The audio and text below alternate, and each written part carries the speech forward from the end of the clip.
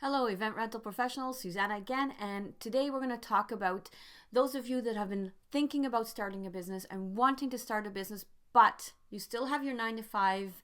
You cannot give it up, which makes only logical sense unless you're, for some reason, completely financially independently wealthy. You can actually do anything you want. However, most of us are not in that category, so let's address what is the condition and the case for most of us. We have a lot of items at home. We have a desire to have a business. However, we may not have the capital to get started, or we don't know where to begin. Of course, there's a couple of ways to look at that. So let's get started on the first few things. If you're looking at and enjoy the event rental space and enjoy the event space, then this might be a great opportunity for you. So with the event rentals, it is the highest return on investments are always going to be your folding tables and folding chairs. The basic models, nothing high end, because everybody's looking for price point, and backyard parties don't warrant high end chairs because that's really tied to the wedding side of the industry. Now, if you want to start off with offering packages of, let's say you've got 10 tables of 6-foot folding tables, so they seat 6 people, so you have 60 seats available, let's say. I'm just going to throw out numbers here. Then you would have 60 chairs to go with that. So you would offer them either on a per table, per chair basis, or you can offer them as packages. If you offer them as packages, you can give them a slight price break so that they'll get the whole package from you. Maybe that's, a tip for you to kind of think, okay, do I want multiple stops to deliver things on the weekend? Do you want them to pick it up? So these are all thoughts that you need to kind of go through in your own way of setting up your business. So tables and chairs are really the biggest ones that go out the most. Lounge furniture will rent as well. However, it takes up a lot of space. And if you don't own it, it's a larger investment that you need to outlay up front to be able to rent it on a maybe. So personally, I wouldn't start there. I mean, I've been in the rental industry 15 years. I still don't offer furniture because it takes up an enormous amount of space in my warehouse, and I have a ton more items that rent more frequently, so I just haven't invested in it. It just wasn't a great fit for me. However, if you already own, let's say, a full set of patio furniture that you really never use, maybe you do want to rent it out. So you use it when it's not being rented, and you rent it out when somebody needs it. So it's a double whammy. It's paying for itself. Having said that, another great thing that rents well is linen and tableware and all of that. Now, there's a big caveat to that, though. If you already have linens because you've had a wedding of your own, those are the linens that you want to rent out. And that's maybe the only linens you ever want to rent out and offer. And that's okay. If you have tables and chairs that are going out, and they're going out regularly, maybe you would like to have linen just for those specific tables, not a whole bunch of colors. Personally, white and black are the most common that go out. There is, of course, a high labor cost attached to linen, a high labor cost attached to dishes if you choose to go ahead with dishware and glassware. Everybody's looking always at the fancy. However, the fancy doesn't always pay. My supplier basically supplies the dollar stores. So I'm buying the dishes that go to dollar stores. So it's plain basic white, plain glassware. I don't offer crystal. And, I rent out, there's many weekends where I have a few thousand glasses out, and that's just a normal weekend for us. After 15 years, that is not the case when we were starting out in a small, tiny space, right? So if you're going to offer glasses, then start out with, okay, I'm going to have 100 wine glasses as an example. You choose how you want to rent them out. Do you want to rent them out in 10s, 20s, in dozens? There are pre-done corrugated plastic boxes that either come in quantity of 25 or 24 or in 12. So these are things to think about. How do you want to send them out? Because you can't keep sending them out in the cardboard boxes you bought them in, because they get destroyed really quickly. Second, people will leave things out in the rain, then the cardboard is destroyed anyways. Now, labor costs are high, so you need to rent them out with the right price tag, and of course, volume will help with that. Other things that can decorate well or can rent out well are decorative items. Again, if you are a decorator or if your background is in decorating, this is great. If it is not, like people like myself, I do not have a background in floral design or in any decorating of any kind. So the only thing I offer them is for my DIYers. I offer plain glass vases. I offer some pre-made swags that I've picked up on Amazon, and I rent them out. I don't make my own because I don't have the skill in that, nor do I have the time to sit there and figure it out. So I order it, I buy it, I send it out in plastic clear boxes so I can see what's in it, what needs to go out. I label it. It's easy to pick for the staff or for me. And the client also knows what needs to go back in each clear box. This can get as complicated or as simple as you would like it to be.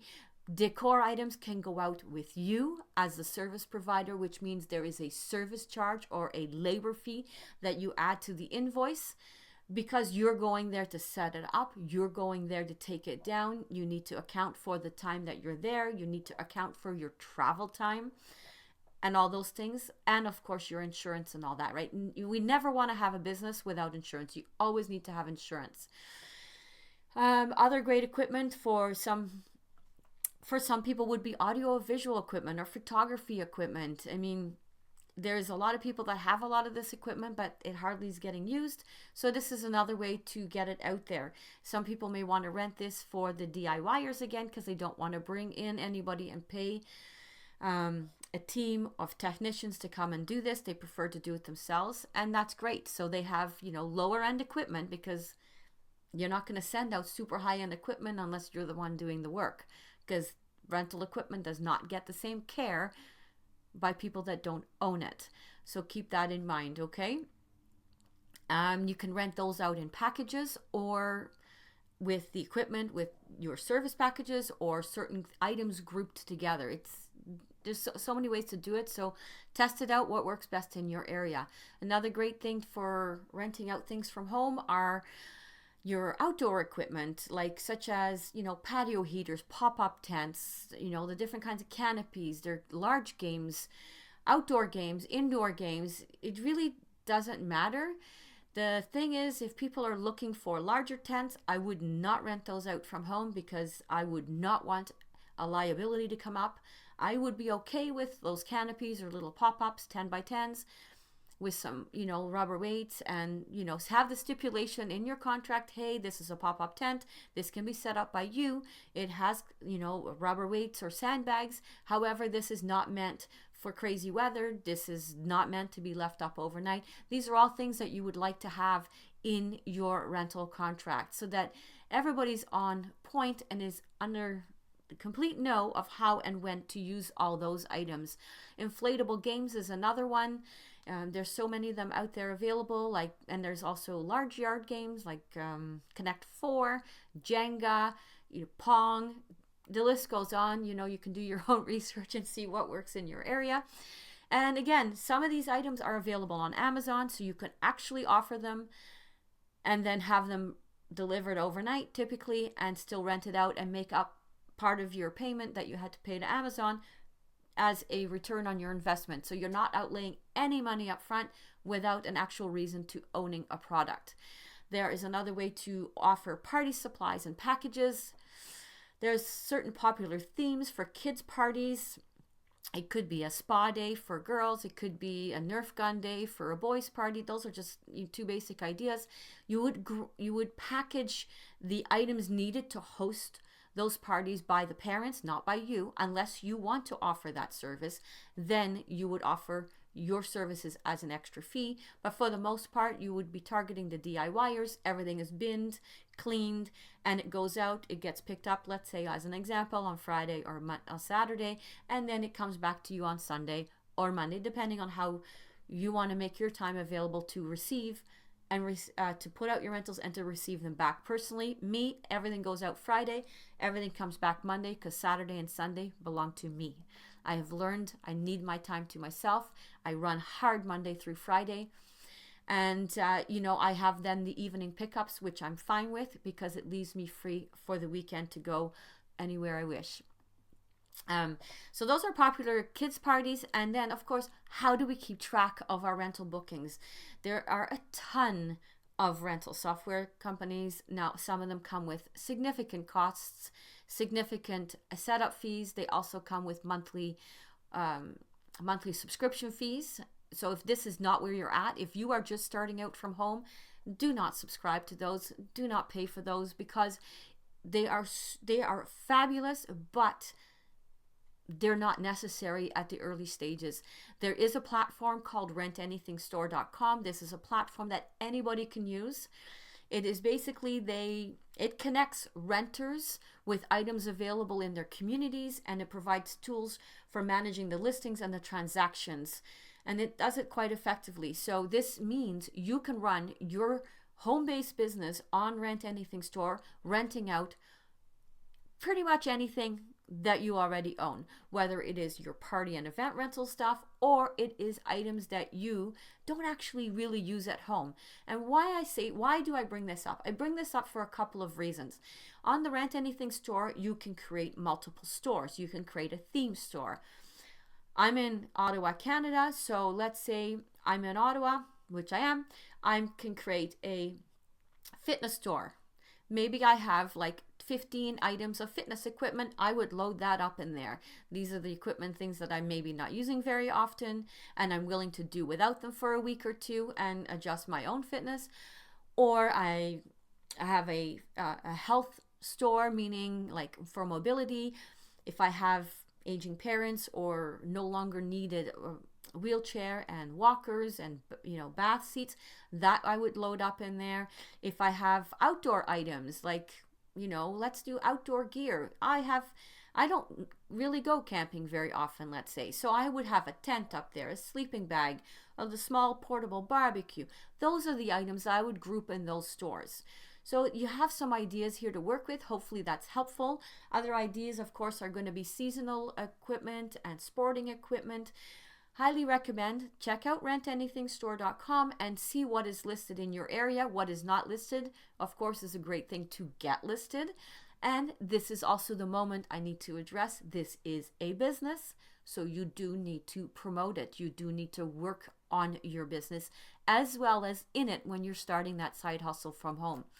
Having the Rent Anything Store platform listings is great, because you can share your listings all over social media in groups that are in your city or in your actual neighborhood. Here we have groups on Facebook, let's say, that are specific to a neighborhood.